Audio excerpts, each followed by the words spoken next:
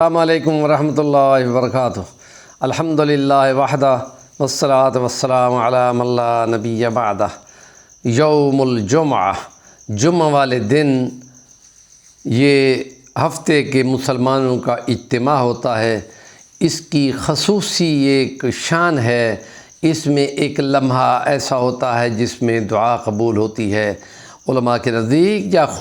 دو خطبوں کے درمیان وہ جو امام بیٹھتا ہے وہاں چپکے سے کوئی دعا پڑھی جائے، یا عصر کی نماز کے بعد وہیں نماز کے بعد دعا جو پڑھی جائے، یا جو خاموشی اختیار کی جائے، اور وہ ایک چھوٹا سا ٹائم ہوتا ہے جس میں جو دعا قبول کی جائے قبول ہوتی ہے۔ اور ہم یہ جمعے والے دن کوئی نہ کوئی وظیفہ اپنے قارئین، سامعین، ناظرین کی خدمت میں پیش کیا کرتے ہیں۔ اور میرا دل کر رہا تھا کہ علماء کے نزدیک یہ کہ آیت الکرسی 255 نمبر آیت سورۃ البقرہ دوسری سورت، کہ اس کو کم سے کم دن میں 21 بار پڑھنا چاہیے۔ ہم یہ کہتے ہیں، علماء تو بتا دیتے ہیں، عوام کو اتنی مشکل لگتی ہے کہ وہ ایک بار نماز کے بعد پڑھنا بھی ان کو بہت کم لوگوں کو معلوم ہے۔ تو ہم یہ کہتے ہیں کہ ہر نماز کے بعد اپنی انگلیوں پر ہی وہ اسماء الحسنہ پڑھ لیے جائیں جو آیت الکرسی کی ابتدا میں 2 اسماء الحسنہ اور 2 اس کی آخر پہ آئے ہیں، اور اس میں یا منادہ مضاف لگا دیا جائے تو اس سے گویا کہ یہ ایک مناجات بن جائے گی اور خدائے پاک سے عز و جل سے کی جا سکتی ہے۔ اور یا حی القیوم کو علماء کے نزدیک اسم اعظم ہے، اور جہاں اسم اعظم پڑھا جاتا ہے وہاں دعا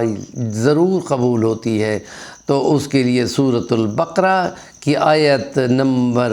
255 کی شروع کی ہے، اللہ لا الہ الا هو الحی القیوم، یہ ہے۔ اور سورۃ آل عمران اس کے ساتھ کی صورتوں میں سے ہے، اور اس کی دوسری آیت نمبر اللہ لا الہ الا هو الحی القیوم، اور تیسری ہے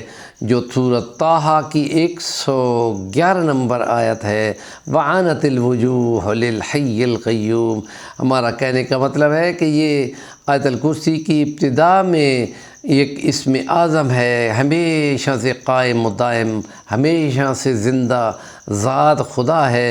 اور ہمیشہ سے وہ قائم رکھنے والا، سنبھالنے والی اسی کی شان ہے۔ اور وہ العلی العظیم، وہ بلند شان ہے اور عظمت والی ذات ہے۔ اگر اس کو یوں پڑھ لیا جائے ہر نماز کے بعد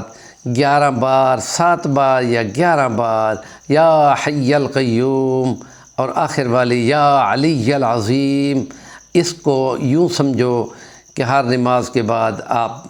7 بار بھی پڑھیں تو یہ کافی ہو جائے گا، اور اپنی مناجات اور برکات کے لیے، یا پھر اگر فجر کی نماز کے بعد ایک تسبیح 100 دانوں کی اور عصر کی نماز کے بعد 100 دانوں کی پڑھ دی جائے تو ہم یہ کہتے ہیں ایک مجرب وظیفہ ہے جو مسنون بھی ہے، اور آیت الکرسی کا عمل بھی ہے کہ جس کے لیے یوں آتا ہے کہ بہت بڑی شان والی ہے کہ حضرت ابو ذر غفاری نے نبی پاک صلی اللہ علیہ وسلم سے پوچھا تھا، یا رسول اللہ، یہ آیت الکرسی میں واسع کرسی اور پھر عرش کا ذکر آتا ہے، تو نبی پاک صلی اللہ علیہ وسلم نے اللہ کی قسم اٹھا کے فرمایا تھا کہ تمام کائنات اور تمام دنیا جہان کے یہ نظام جتنے ہیں، اللہ کے عرش کے سامنے میں یہ جو رنگ ہوتی ہے، یہ چھلا ہوتا ہے انگلی میں پہننے والا، وہ گویا اس طرح ہے اللہ کے عرش کے مقابلے میں، اس کی کوئی حیثیت نہیں ہے۔ اور یہ اللہ کی کرسی اور یہ تمام چیز اللہ کے عرش کو بہت بلند شان ہے، عظمت والی وہ ذات ہے جس نے